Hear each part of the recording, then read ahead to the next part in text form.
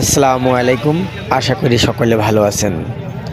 আলমডাঙ্গা পশু হাটে এত পরিমাণ গরু এসেছে যে মূল হাটের যে জায়গা সেখানে গরু রাখার জায়গাই নেই।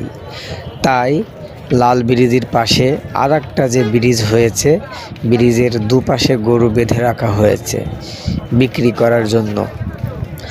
তো ভিডিওটি আমার অনেক ভালো লেগেছে, তাই আপনাদের সাথে শেয়ার করলাম। আশা করি ভিডিওটি আপনাদেরও ভালো লাগবে। আপনার পথযাত্রা শুভ হোক। ধন্যবাদ সকলকে।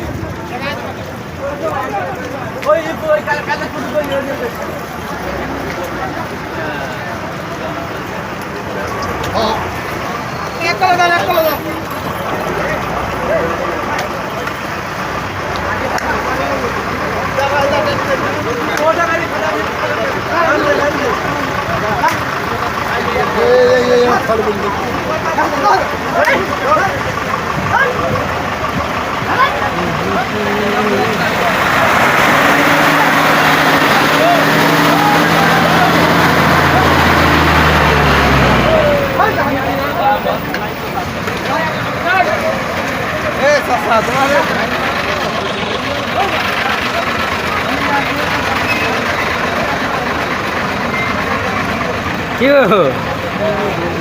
কিনা হয়নি না বেচতে হবে?